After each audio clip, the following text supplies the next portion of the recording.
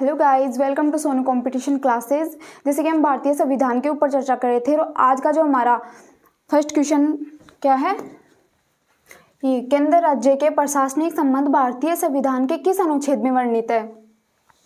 जो केंद्र राज्य के प्रशासनिक संबंध है वो भारतीय संविधान के किस अनुच्छेद में वर्णित है। तो ये हमारे ऑप्शन है। पहला क्या है, अनुच्छेद 256 से अनुच्छेद 263 में। दूसरा है अनुच्छेद 352 से 356।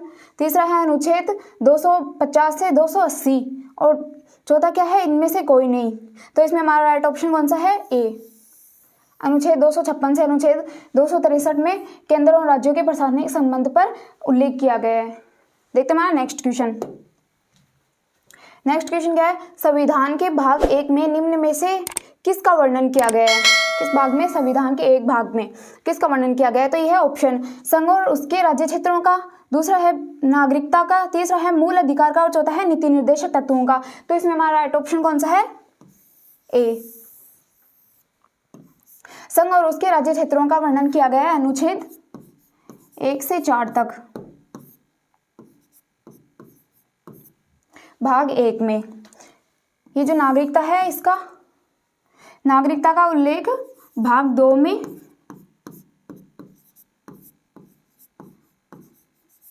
अनुच्छेद 5 से 11 तक किया गया है। मूल अधिकार का वर्णन अनुच्छेद भाग 3 और अनुच्छेद 12 से 35 तक किया गया है।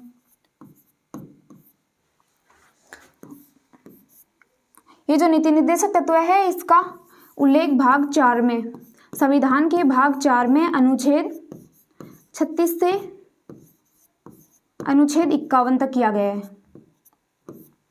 ओके गाइज, देखते हैं हमारा नेक्स्ट क्वेश्चन। नेक्स्ट क्वेश्चन है, संघीय कार्यपालिका की व्याख्या संविधान के किस भाग में की गई है। संघीय कार्यपालिका की व्याख्या, तो ये हमारे ऑप्शन भाग 2, भाग 3, भाग 4 है, भाग 5। तो इसमें हमारा राइट ऑप्शन कौन सा है, भाग 5। इसमें हमारा राइट ऑप्शन है भाग 5। इसमें अनुच्छेद 51 से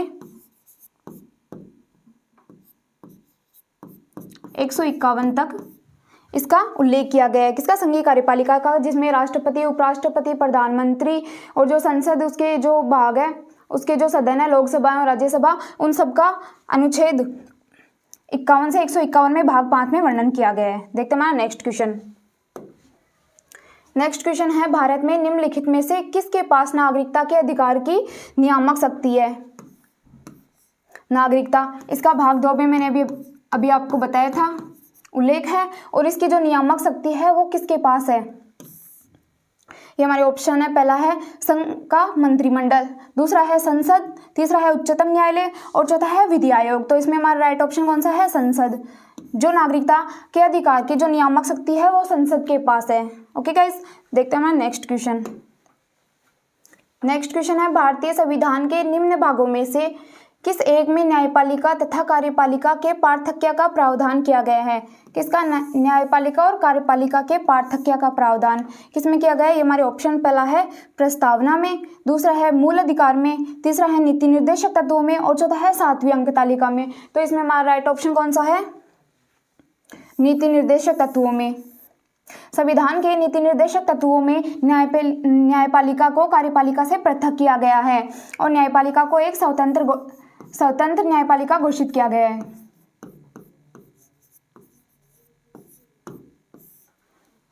स्वतंत्र न्यायपालिका, इसमें न्यायपालिका अपनी इच्छा अनुसार अपने निर्णय स्वयं ले सकती है। हमारा नेक्स्ट क्वेश्चन है, निम्नलिखित निर्देश सिद्धांतों में से वह सिद्धांत कौन सा है जिसे गांधीवादी सिद्धांत कहा जाता है। गांधीवादी सिद्धांत किस सिद्धांत को कहा जाता है। ये ऑप्शन, श्रमिकों के बच्चों का संरक्षण, बी है स्वशासन के प्रभावी एकलों के रूप में ग्राम पंचायत का संगठन, दूसरा है पुरुषों एवं महिलाओं के लिए सामान्य कार्य, चौथा क्या है, कार्यपालिका से न्यायपालिका को पृथक करना। तो इसमें हमारा राइट ऑप्शन कौन सा होगा, बी है स्वशासन के प्रभावी एकलों के रूप में ग्राम पंचायतों का संगठन। यह अनुच्छेद 40 में दिया गया है। अनुच्छेद 40 में इसका वर्णन किया गया है। और इसे दूसरा क्या नाम दिया गया है? गांधीवादी सिद्धांत भी इसे दूसरा नाम दिया गया है। देखते हैं हमारा नेक्स्ट क्वेश्चन।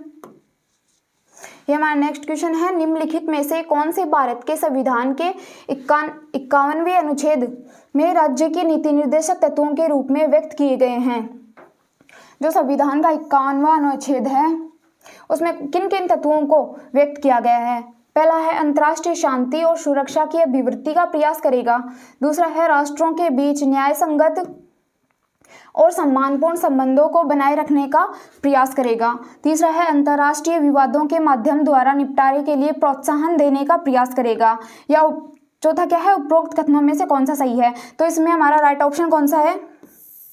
डी है। इसमें हमारा राइट ऑप्शन 1, 2 और 3 ये तीनों ही सही ऑप्शन है। इन तीनों का वर्णन संविधान के 51वें अनुच्छेद में नीति निर्देशक तत्वों में किया गया है। देखते हैं हमारा नेक्स्ट क्वेश्चन। भारत के प्रत्येक नागरिक का कर्तव्य होगा प्राकृतिक पर्यावरण का संरक्षण एवं सुधार। उपरोक्त कथन भारतीय संविधान के किस अनुच्छेद में वर्णित है? जो ये कथन है ये संविधान के किस अनुच्छेद में वर्णित है? ये हमारे ऑप्शन, पहला है अनुच्छेद 21, दूसरा है अनुच्छेद 48A, तीसरा है अनुच्छेद 51A और चौथा है अनुच्छेद 56। तो इसमें हमारा राइट ऑप्शन कौन सा है? अनुच्छेद 51A। अनुच्छेद 51A में प्राकृतिक पर्यावरण का संरक्षण नागरिकों का कर्तव्य बताया गया है। ये तो आपको पता चल गया कि ये कर्तव्य से लिया गया है। जो नागरिकों के 11 कर्तव्य हैं उनमें से ये टॉपिक लिया गया है। देखते हैं हमारा नेक्स्ट क्वेश्चन। नेक्स्ट क्वेश्चन है कि इस अनुच्छेद में ऐतिहासिक स्मारकों, स्थलों व वस्तुओं को संरक्षण देने व उसके विकास का प्रावधान वर्णित है। जो ऐतिहासिक स्थल, स्मारक और वस्तु है उनका विकास का प्रावधान किस अनुच्छेद में किया गया है? ये हमारे ऑप्शन है, ए अनुच्छेद 50, बी है अनुच्छेद 49, सी है अनुच्छेद 47 और डी है अनुच्छेद 43। तो इसमें हमारा राइट ऑप्शन होगा अनुच्छेद 49। अनुच्छेद 49 में ऐतिहासिक स्मारक, स्थलों और वस्तुओं को संरक्षण और उसके विकास का प्रावधान किया गया है। ये जो अनुच्छेद 47 है इसमें क्या है? शराब व मादक पदार्थों पर रोक लगाई गई है। जो जानलेवा या हानिकारक पदार्थ है उन पर रोक लगाई गई है। अनुच्छेद 47 के अंतर्गत व्यक्ति के स्वास्थ्य को मद्देनजर रखते हुए शराब व मादक पदार्थों पर रोक लगाई गई है अनुच्छेद 47 के अंतर्गत। अनुच्छेद 43 में क्या है? लघु उद्योग,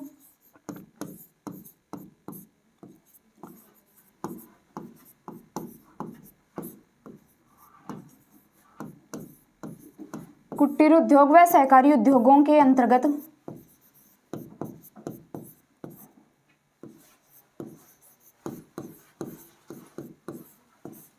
सहकारी उद्योगों के अंतर्गत व्यक्तियों को जोड़ना और उसके विकास का प्रावधान किया गया अनुच्छेद 43 में। देखते हैं हमारा नेक्स्ट क्वेश्चन। नेक्स्ट क्वेश्चन है, भारतीय संविधान में सामाजिक न्याय की स्थापना से संबंधित प्रावधान है। सामाजिक न्याय से संबंधित स्थापना से संबंधित प्रावधान है। यह ऑप्शन अनुच्छेद 18 व 17 में, बी है अनुच्छेद 15 व 16 में, सी है अनुच्छेद 23 व 24 में और डी है उपयुक्त सभी। तो इसमें हमारा राइट ऑप्शन कौन सा होगा? उपयुक्त सभी। उपयुक्त सभी में सामाजिक न्याय का प्रावधान किया गया है। देखिए गाइस, ये जो सभी प्रावधान है ये समाज से जुड़े हुए हैं। किससे जुड़े हैं? समाज से। जिसमें अनुच्छेद 18 में है उपाधियों का अंत, अनुच्छेद 17 में क्या है? अस्पृश्यता का विरोध किया गया है, ये भी समाज से जुड़ा हुआ है। फिर अनुच्छेद 15, इसमें जो मूल जाति, लिंग, धर्म आदि के आधार पर विभेद नहीं किया गया है। अनुच्छेद 16 में अवसर की समानता दी गई है। अनुच्छेद 23 में क्या है? शोषण के विरुद्ध समानता।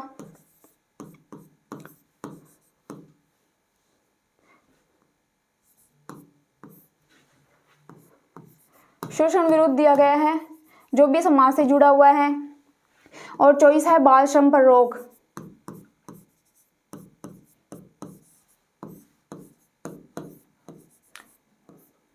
ये सभी समाज से जुड़े हैं, इसलिए इसे सामाजिक न्याय की स्थापना से संबंधित प्रावधान इन तीनों में ही है। देखते हैं हमारा नेक्स्ट क्वेश्चन। नेक्स्ट क्वेश्चन है, राज्य सभी मतों की समानता रूप से रक्षा करेगा और स्वयं किसी भी मत को राज्य के धर्म के रूप में नहीं मानेगा। यह कथन निम्न में से किसके बारे में दिया गया है? तो ये हमारे ऑप्शन है, पहला है सामाजिक न्याय, दूसरा है पंथ निरपेक्षता, तीसरा है राजनीतिक न्याय और चौथा है प्रभुत्व समानता या प्रभुत्व संपन्न। तो इसमें हमारा राइट ऑप्शन कौन सा होगा? देखिए गाइस, पहले तो मैं बताऊं कि क्वेश्चन को ध्यान से देखा करो, क्योंकि क्वेश्चन में हमें कई बार आंसर पता चल जाता है। तो इसमें ये है मत, मत का क्या अर्थ होता है? धर्म। ओके गाइस, और ये हमारे ऑप्शन इसमें ये जो पंथ निरपेक्ष है, पंथ का भी अर्थ होता है धर्म। तो इसमें हमारा राइट ऑप्शन कौन सा होगा? पंथ निरपेक्षता। इसमें क्या पूछा गया है कि राज्य के सभी मतों की समान रूप से रक्षा करेगा और स्वयं किसी भी मत को राज्य के धर्म के रूप में नहीं मानेगा। यानी कि जो देश है वो राज्य को एक धर्म के रूप में नहीं मानता है, किंतु इसके अंतर्गत जो धर्म को मानने वाले हैं उनको रक्षित करता है और उन धर्म के आधार पर उनके साथ किसी भी प्रकार का भेदभाव नहीं कर सकता। देखते हैं हमारा नेक्स्ट क्वेश्चन।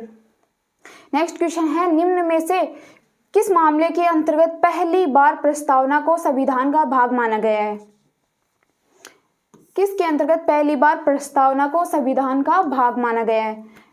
पहला ऑप्शन है केशवानंद भारतीय बनाम केरल राज्य, बी है विनरवा मिल्स बनाम भारतीय संघ, सी है गोपालन बनाम मद्रास और डी है उपयुक्त में से कोई नहीं। तो इसमें हमारा राइट ऑप्शन कौन सा होगा? ए में क्या है? केशवानंद भारतीय बनाम केरल राज्य। केरल राज्य 1973 में केशवानंद भारती बनाम केरल राज्य में जो वाद उठा था, जिसमें सर्वोच्च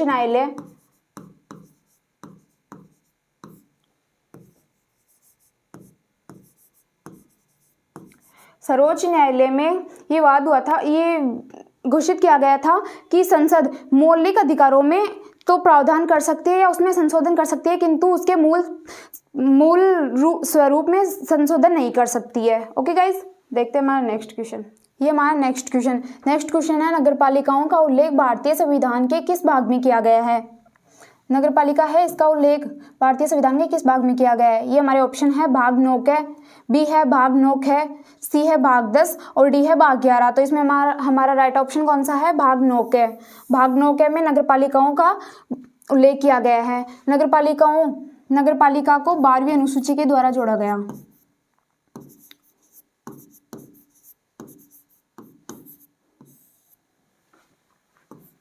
एक जून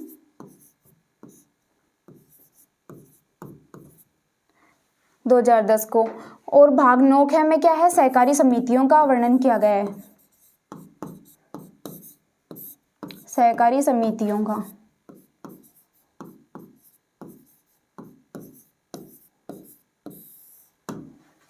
सॉरी गाइस, यहाँ पे 1992 है। सहकारी समितियों का वर्णन किया गया है भाग 9 में। ये दो मेरे पहले बताए हुए हैं आपको। 14 है भाग 15 में वर्णित है। भाग 15 में क्या वर्णित है? इसमें ये ऑप्शन है निर्वाचन आयोग, बी है अस्थायी संक्रमणकालीन व विशेष उपबंध, सी है संक्षिप्त नाम प्रारंभ हिंदी में प्राधिकृत पाठ और निरासन और डी क्या है? उक्त सभी। तो इसमें हमारा राइट ऑप्शन कौन सा है? ए निर्वाचन आयोग। भाग 15 में निर्वाचन आयोग का उल्लेख किया गया है, जिसमें राष्ट्रपति, उपराष्ट्रपति, संसद के जो लोकसभा राज्यसभा है उनका निर्वाचन विधि का उल्लेख किया गया है या निर्वाचन प्रणाली का उल्लेख किया गया है। किसमें? निर्वाचन आयोग, जो भाग 15 में वर्णित है। अस्थायी संक्रमणकालीन में विशेष उपबंध है भाग 21 में। संक्षिप्त नाम प्रारंभ हिंदी में प्राधिकृत पाठ और निरासन ये है भाग 22 में उल्लेखित। देखते हैं हमारा नेक्स्ट क्वेश्चन। नेक्स्ट क्वेश्चन है कि संविधान संशोधन के अधीन नागालैंड को भारत का नया राज्य घोषित किया गया था। नागालैंड को भारत का नया राज्य किस संविधान संशोधन के अधीन घोषित किया गया था? पहला है 13वां संविधान संशोधन, दूसरा है 12वां, तीसरा है 11वां संविधान संशोधन और चौथा है क्या है? 10वां संविधान संशोधन। तो इसमें हमारा राइट ऑप्शन कौन सा है? 13वां संविधान संशोधन के द्वारा नागालैंड को भारत का नया राज्य घोषित किया गया था। यह हमारा नेक्स्ट क्वेश्चन, किस संविधान संशोधन के अधीन केंद्र शासित दिल्ली को राष्ट्रीय राजधानी क्षेत्र NCR घोषित किया गया तथा 70 सदस्यों वाली विधानसभा बनाई गई थी। जो केंद्र शासित दिल्ली है इसको किस संविधान संशोधन के अधीन राष्ट्रीय राजधानी NCR घोषित किया गया था और 70 सदस्यों वाली विधानसभा बनाई गई थी। तो हमारा ऑप्शन क्या है, 69वां, बी है 65वां, सी है 52वां संविधान संशोधन और डी क्या है, 86वें संविधान संशोधन द्वारा। तो इसमें हमारा राइट ऑप्शन कौन सा है, ए, 69वें संविधान संशोधन के द्वारा दिल्ली को NCR, जो केंद्र शासित दिल्ली है उसको NCR क्या राष्ट्रीय राजधानी क्षेत्र घोषित किया गया था। और दूसरा क्या है, इससे 70 सदस्यों वाली, एक क्वेश्चन ये भी बनता है, 70 सदस्यों वाली विधानसभा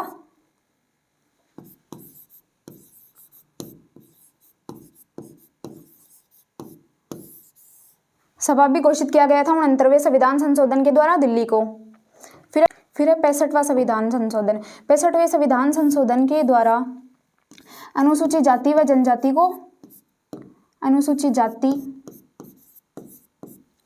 जनजाति को संवैधानिक आरक्षण दिया गया था। 52वें संविधान संशोधन में 10वीं अनुसूची में दल बदल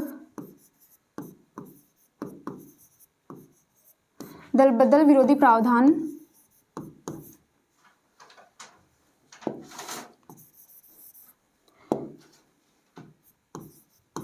दल बदल विरोधी प्रावधान को जोड़ा गया है।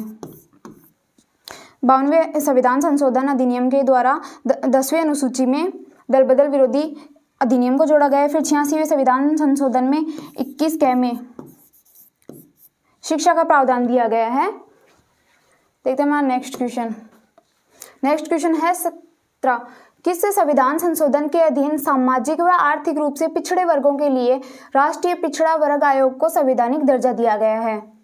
सामाजिक व आर्थिक रूप से पिछड़े वर्गों को किस संविधान संशोधन के द्वारा राष्ट्रीय पिछड़ा वर्ग आयोग को संवैधानिक दर्जा दिया गया है। तो इसमें हमारा ऑप्शन है, पहला 101वां, दूसरा है 102, तीसरा है 61वां और चौथा क्या है 103वां संविधान संशोधन। तो इसमें हमारा राइट ऑप्शन कौन सा है, बी, 102वें संविधान संशोधन के द्वारा राष्ट्रीय पिछड़े वर्ग आयोग को संवैधानिक दर्जा दिया गया।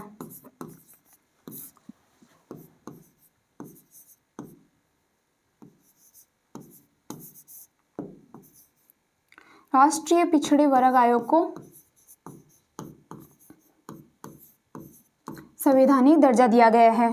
फिर ये जो 101वां संविधान संशोधन है ये GST से संबंधित है, जिसमें वस्तु कर व सेवा कर को लागू किया गया।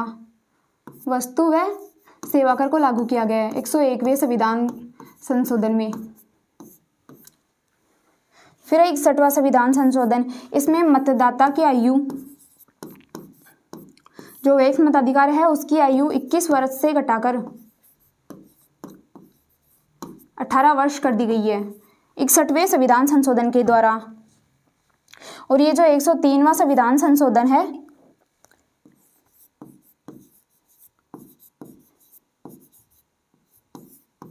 ये अनुसूचित जाति व जनजाति से संबंधित है, वह जनजाति के आरक्षण से संबंधित है। जनजाति के आरक्षण से संबंधित है 103वां संविधान संशोधन। देखते हैं हमारा नेक्स्ट क्वेश्चन है, किस संविधान संशोधन के अधीन उच्च न्यायालयों के न्यायाधीशों की सेवानिवृत्त आयु 60 वर्षों से घटाकर 62 वर्ष कर दी गई है। जो उच्चतम न्यायालय के न्यायाधीश हैं उनकी जो सेवानिवृत्ति आयु है वो 60 वर्ष से घटाकर 62 वर्ष कर दी गई किस संविधान संशोधन के द्वारा। इसमें ऑप्शन है, पहला 15वें संविधान संशोधन 1963 के द्वारा, दूसरा है 41वां संविधान संशोधन 1976 के द्वारा, तीसरा है 24वां संविधान संशोधन 1971 के द्वारा और चौथा क्या है 21वां संविधान संशोधन 1967 के द्वारा। तो इसमें हमारा राइट ऑप्शन कौन सा होगा, पहला 15वें संविधान संशोधन 1963 के द्वारा जो उच्चतम न्यायालय के न्यायाधीश है उनकी सेवानिवृत्ति 60 वर्ष से बढ़ाकर कितनी कर दी गई, 62 वर्ष कर दी गई है। फिर है 41वां संविधान संशोधन। 41वें संविधान संशोधन में लोक सेवकों की, जो लोक सेवक होते हैं उनकी आयु 60 वर्ष से बढ़ाकर 62 वर्ष कर दी गई है सेवानिवृत्त आयु। देखते हैं हमारा नेक्स्ट क्वेश्चन। नेक्स्ट क्वेश्चन है, किस संविधान संशोधन के अधीन मिजोरम को भारत का 23वां राज्य बनाया गया है। मिजोरम को भारत का 23वां राज्य किस संविधान संशोधन के द्वारा बनाया गया। पहला है 53वां, दूसरा है 55वां संविधान संशोधन, सी है 71वां संविधान संशोधन और डी है 92वां संविधान संशोधन। तो इसमें हमारा राइट ऑप्शन कौन सा होगा, 53वां संविधान संशोधन के द्वारा मिजोरम को भारत का 23वां राज्य घोषित किया गया। कौन सा 23वां राज्य घोषित किया गया, 53वें संविधान संशोधन के द्वारा। फिर है 55वें संविधान संशोधन के द्वारा अरुणाचल प्रदेश को,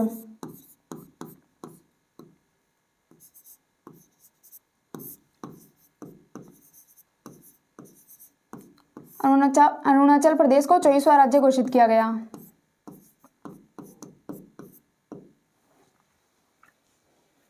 ओके गाइस, देखते हैं हमारा नेक्स्ट क्वेश्चन। नेक्स्ट क्वेश्चन है 42वां संविधान संशोधन 1976 के तहत, ऑप्शन है संसद द्वारा किए गए संविधान संशोधन को न्यायालय में चुनौती नहीं दी जा सकती है। किसके अंतर्गत, 42वें संविधान संशोधन 1976 के अंतर्गत संसद द्वारा किए गए संविधान संशोधन में न्यायालय द्वारा किसी भी प्रकार की चुनौती नहीं दी जा सकती है। बी है राष्ट्रपति मंत्रिमंडल की सलाह मानने पर बाध्य है। तीसरा है लोकसभा तथा राज्य विधानसभाओं का कार्यकाल 5 वर्ष से बढ़ाकर 6 वर्ष कर दिया गया है। चौथा क्या है, उक्त सभी। तो इसमें हमारा राइट ऑप्शन है उक्त सभी, ये सभी है जो ऑप्शन वो सही है। क्या है, 42वें संविधान संशोधन 1976 के द्वारा संसद द्वारा किए गए संविधान संशोधन को न्यायालय में चुनौती नहीं दी जा सकती है, ये भी सही है। दूसरा है राष्ट्रपति मंत्रिमंडल की सलाह मानने के लिए बाध्य है, ये भी सही है। और तीसरा क्या है, लोकसभा तथा राज्यसभा विधानसभाओं का कार्यकाल 5 वर्ष से बढ़ाकर 6 वर्ष कर दिया गया है। पहले लोकसभा का कार्यकाल था 5 वर्ष, फिर उस 5 वर्ष से बढ़ाकर 6 वर्ष कर दिया गया है। और जो ये राज्यसभा और लोकसभा है ये संसद के अंग है। लोकसभा और राज्यसभा संसद के अंग है और लोकसभा का कार्यकाल पहले 5 वर्ष था तो 5 वर्ष से बढ़ाकर 6 वर्ष कर दिया गया, किंतु राज्यसभा का कार्यकाल 6 वर्ष ही था। ओके गाइस, आपको मेरे द्वारा बताए गए क्वेश्चन आंसर समझ आए होंगे। Thank you.